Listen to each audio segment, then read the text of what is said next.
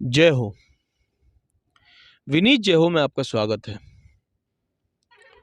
जैसा कि आप सबको पता है, रूस और यूक्रेन में युद्ध चल रहा है।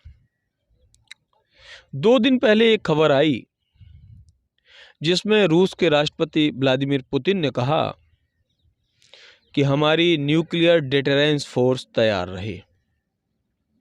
पूरे विश्व में एक घबराहट पैदा हो गई। सबको ये लगा कि अब रूस कभी भी न्यूक्लियर वेपन का यूज कर सकता है। मुझे ऐसा लगा क्यों ना एक बार आपसे बात की जाए और कैसे पहला परमाणु बम गिरा था इस पर डिस्कस किया जाए। स्थान भी मैंने ऐसा चुना है जो भारतीय भाषाओं के अनुसार हिंदू धर्म के लोगों का अंतिम स्थान होता है। मतलब देसी भाषा में मरघटा, जहां लोग जलाए जाते हैं। अब प्रश्न ये उठता है कि पहला परमाणु बम कहां गिरा, कब गिरा, कैसे गिरा। आपको वो कहानी बताता हूं। 6 अगस्त 1945 की बात है। सुबह 7 बजे अमेरिका से 3 हवाई जहाज उड़ते हैं। उनमें एक पर परमाणु बम होता है, एक आगे जाके मौसम की जानकारी इकट्ठा करना चाहता है, और तीसरा सिर्फ इसलिए भेजा जाता है कि परमाणु बम गिरने के बाद वो फोटोग्राफी करेगा। कुल मिलाकर 12 लोग इन 3 विमानों में सवार होते हैं। विश्व युद्ध की तरफ जाएं उसके पहले हम ये बताना चाहेंगे कि इस परमाणु बम के अटैक से, या इन 2 परमाणु बमों के अटैक से लगभग 4 लाख लोगों की मौत हुई थी। थोड़ा पीछे चलते हैं। द्वितीय विश्व युद्ध कैसे शुरू हुआ? मामला था 7 दिसंबर 1941 का। जापान ने पर्ल हार्बर पर एक अटैक किया। उस अटैक में अमेरिकी सेना के 2403 लोग मारे गए। आज आप जब देखते हैं, अमेरिका एक तरफ होता है और रसिया दूसरी तरफ होता है, आप ये जान के अचंभित होंगे कि द्वितीय विश्व युद्ध में यूएसए, ब्रिटेन, रसिया जैसे देश थे, इन्हें एलाइज कहा जाता था। दूसरी तरफ जापान, जर्मनी, ये सब थे और इन्हें एक्सिस कहा जाता था। युद्ध चलता रहा, देशों का जीतना हारना जारी रहा, जैसा कि हर युद्ध में होता है। हिटलर के सुसाइड के बाद स्थिति ये बनी कि एक्सिस हारने लगा और हारने वाले देशों को एलाइज ने यह कहा कि तुम्हें बिना शर्त सरेंडर करना पड़ेगा। हिटलर के सामने भी यह प्रस्ताव पहुंचा। उसकी सेना कमजोर हो चुकी थी। उसने तय किया कि मैं किसी के सामने हार नहीं मानूंगा, सरेंडर नहीं करूंगा। आपको पता होगा, अपनी आत्महत्या के कुछ घंटे पहले ही उसने शादी की और फिर रिवॉल्वर से अपने कनपटी पर गोली दागी और मर गया। हिटलर की सुसाइड के बाद एक्सिस कमजोर होने लगा। जितने भी राष्ट्र थे, सबकी हिम्मत टूटने लगी। जापान भी पूरी तरह कमजोर हो चुका था। उस समय जापान में राजशाही हुआ करती थी और हिरोहितो वहां के राजा हुआ करते थे। जापान से कहा गया सरेंडर कर दीजिए। जापान ने सरेंडर से इनकार कर दिया। यद्यपि यदि चाहते तो ज्यादा वक्त नहीं था, जापान सरेंडर कर ही देता। कारण यह था कि वहां पेट्रोल की इतनी कमी हो गई थी कि जब अमेरिका के ये तीनों विमान आए, रडार में दिखे, रडार ने सायरन भी बजवाया, इसके बावजूद वहां का एक भी हवाई जहाज इसलिए नहीं उड़ पाया जापान का कि उनके पास पेट्रोल नहीं था। खैर, सुबह 7 बजे विमान उड़ता है, धीरे धीरे जापान की तरफ अप्रोच करता है। जापानी सुकून में थे, सामान्य जीवन आराम से चल रहा था। लेकिन अमेरिका के राष्ट्रपति ट्रूमैन का एक सपना था कि जापान को अकेले ही घुटनों पर लाया जाए, जापान को सरेंडर करने के लिए बाध्य किया जाए। उसके पहले परमाणु बम कभी चले नहीं थे। ट्रूमैन उपराष्ट्रपति से राष्ट्रपति बने थे, चूंकि राष्ट्रपति की मौत हो गई थी। उन्हें भी पता नहीं था, जब उन्हें राष्ट्रपति पद की शपथ दिला दी गई उसके बाद उन्हें पता चला कि परमाणु बम नाम की कोई चीज बनाई गई है। खैर, ट्रूमैन को टेस्ट करना था कि परमाणु बम काम कैसे करता है। जरा सोचें, किसी एक शक्तिशाली देश की टेस्टिंग के चक्कर में 4 लाख लोग मारे गए। जी हाँ, उनकी इच्छा थी मुझे कैसे भी ये बम डालना ही है। यद्यपि पूरे विश्व युद्ध में सैकड़ों बम बरसाए गए थे जापान के ऊपर और केवल 400 लोगों की मौत हुई थी। जो बम डालने वाले थे, जो बम डलवाने वाले थे, किसी को यह आशा नहीं थी कि परमाणु बम से इतना बड़ा विस्फोट होगा कि इतने लोग मारे जाएंगे। खैर, एक लिस्ट बनाई गई। लिस्ट में 4 शहरों का नाम तय किया गया कि इन 4 शहरों में परमाणु बम किन्हीं 2 पर डाल दिया जाएगा। हिरोशिमा उसमें था, क्योतो उसमें था, कोकुता उसमें था, नीगाता उसमें था।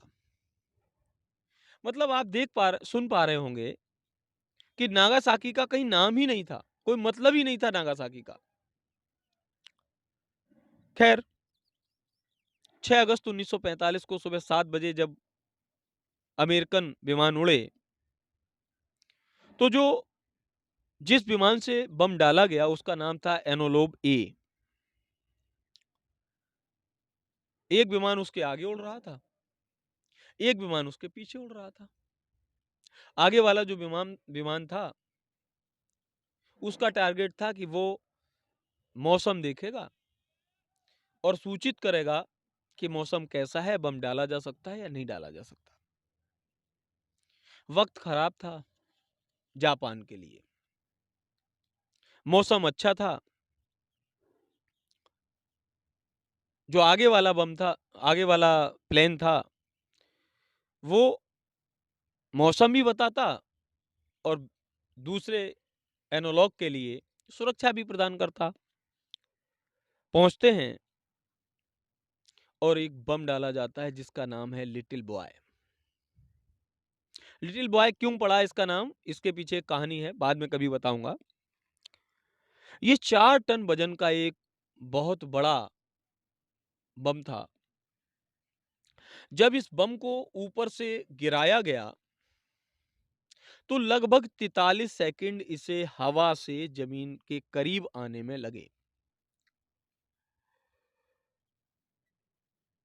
कोशिश ये की गई थी, इनका जो टारगेट था वो अहोई ब्रिज था कि वहां बम गिराया जाएगा।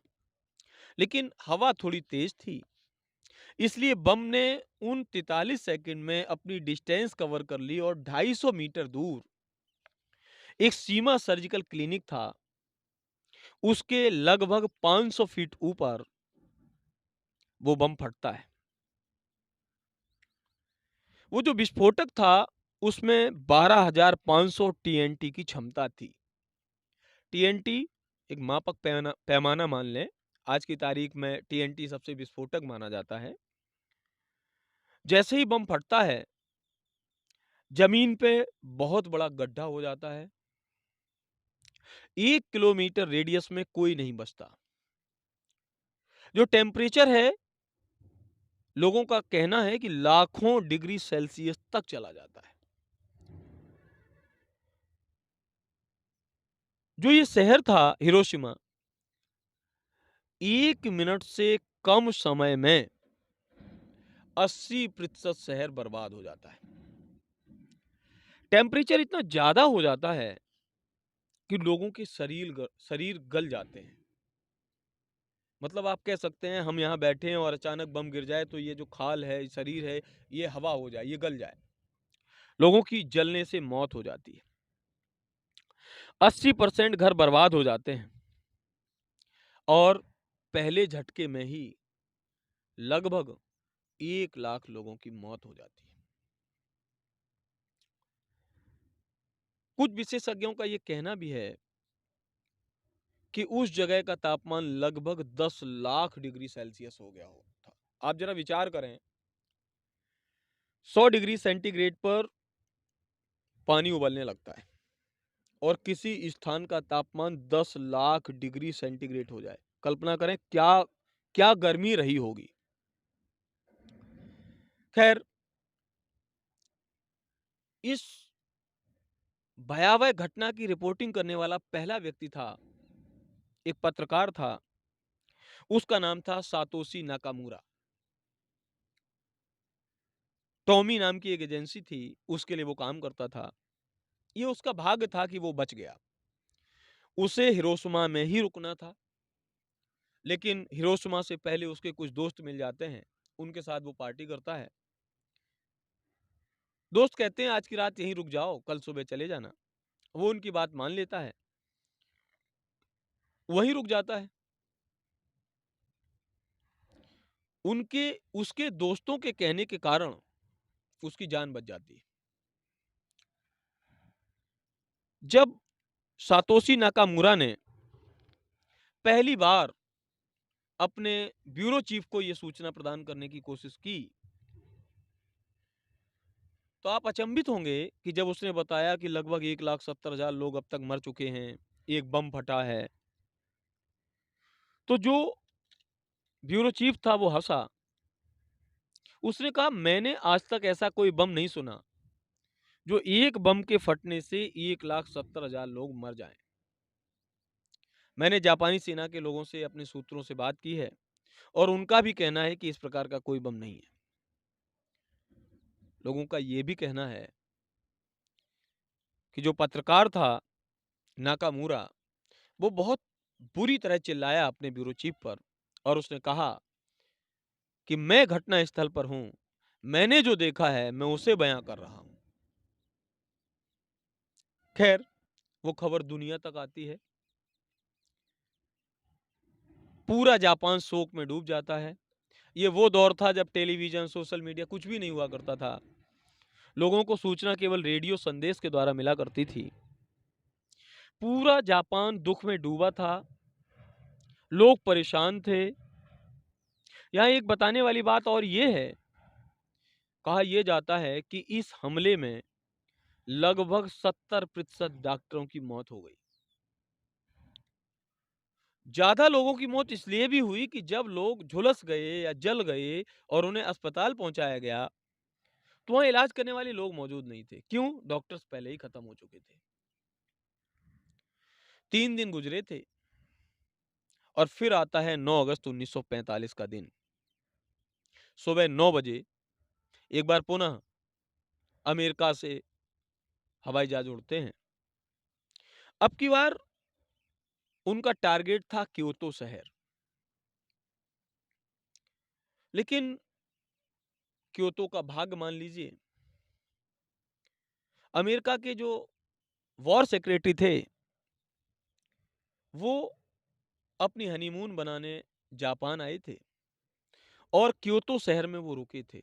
उन्हें वो शहर बहुत पसंद आया था, तो उन्होंने कहा कि इस शहर को छोड़ दीजिए, इससे मेरी बहुत सारी यादें जुड़ी हुई हैं, ये बहुत खूबसूरत शहर है, बेहतर होगा किसी और जगह बम डाल दिया जाए। तो ये तय किया गया कि अब क्योतो में बम न डाल के कोकूरा में बम डाला जाएगा। जब कोकूरा में हवाई जहाज पहुंचे अमेरिकी, तो मौसम बड़ा खराब था, बादल बहुत ज्यादा थे। बादल ज्यादा होने के कारण ये तय नहीं हो पा रहा था कि हम बम डालें कैसे और नीचे तक जाएगा कैसे, लोकेशन नहीं मिल पा रही थी। हवाई जहाज ने एक चक्कर लगाया, लौट के आया, फिर वही स्थिति रही।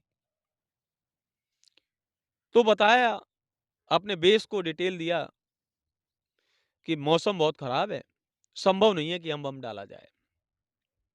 फ्यूल भी खत्म हो रहा था। वो हवाई जहाज वापस मुड़ा और अमेरिका की तरफ चलने लगा। लेकिन ट्रूमैन का सोच था कि ये बम अब गया है तो गिरना ही चाहिए। आप कह सकते हैं कि कोकूरा के लोगों का भाग्य अच्छा था और नागासाकी के लोगों का भाग्य खराब था।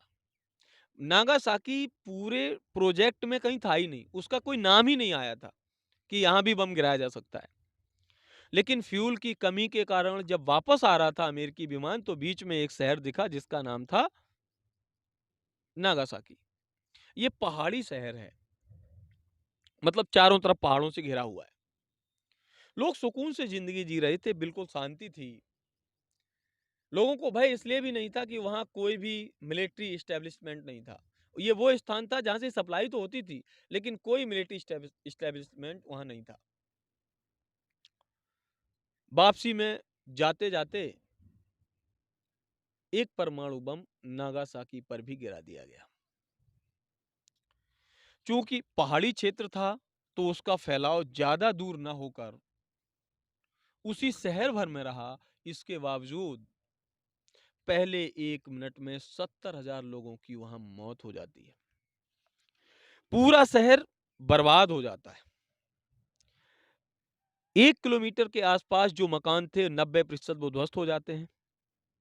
8 से 10 किलोमीटर तक की दूरी पर जो मकान थे उनके शीशे टूट जाते हैं, खिड़की दरवाजे टूट जाते हैं। अब उस समय जो लोग मरे उनकी गिनती बहुत कम थी। वक्त गुजरने के साथ उस रेडिएशन के प्रभाव के कारण लाखों लोग कैंसर से मर गए। आज भी हजारों लोग ऐसे हैं जिनकी आंखें काम नहीं करती। हेरिडिटी पर प्रभाव पड़ रहा है। लोगों की आंखें काम नहीं करती, किसी का कद बड़ा नहीं होता, किसी का दिमाग काम नहीं करता। पूरी तरह इन दोनों शहरों को तबाह कर दिया गया, बर्बाद कर दिया गया। यद्यपि उस घटना से लेके अब तक, बीच में एक बात और बताना चाहूंगा। परमाणु बम, 2 परमाणु बम गिराने के बाद अमेरिकी प्रशासन ने तय किया था कि तीसरा परमाणु बम 19 अगस्त 1945 को डाला जाएगा। लेकिन उसके पहले ही 15 अगस्त के दिन जापान ने बिना शर्त सरेंडर कर दिया और तीसरा परमाणु बम गिराए जाने से बच गया। आप ये कह सकते हैं कि एक और शहर बर्बाद होने से बच गया।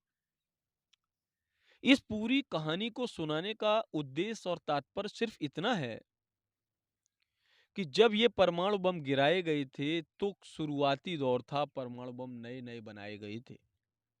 अब इतने ज्यादा ताकतवर परमाणु बम बनाए गए हैं या बन चुके हैं कि यदि अब परमाणु युद्ध होता है तो मुझे ऐसा लगता है कि इस पूरी दुनिया से मानवता नाम की चीज समाप्त हो जाएगी। देखिए, युद्ध होते हैं, युद्ध के बाद बड़े नेता हाथ मिलाते हैं, गले मिलते हैं, कंप्रोमाइज हो जाता है, सीज फायर हो जाता है।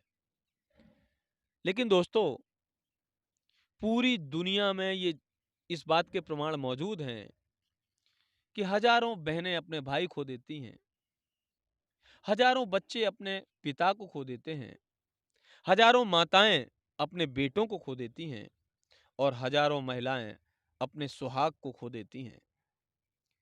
युद्ध आवश्यक है, इसमें कोई शक नहीं।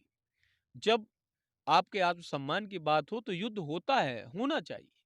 ठीक है, अपने सम्मान के लिए, अपने देश की रक्षा के लिए युद्ध करना चाहिए। लेकिन परमाणु युद्ध यदि होता है, तो शायद ये मानवता माफ नहीं करेगी और हम में से कोई नहीं बचेगा। आपको ये कहानी कैसी लगी? परमाणु युद्ध के प्रभाव क्या रहे? आपको पता है? कमेंट करके ज़रूर बताइएगा। चैनल को अब तक सब्सक्राइब नहीं किया है तो सब्सक्राइब कीजिएगा, लाइक कीजिएगा और कमेंट करके हमें ज़रूर बताइएगा कि आपको ये कहानी कैसी लगी। जय हो।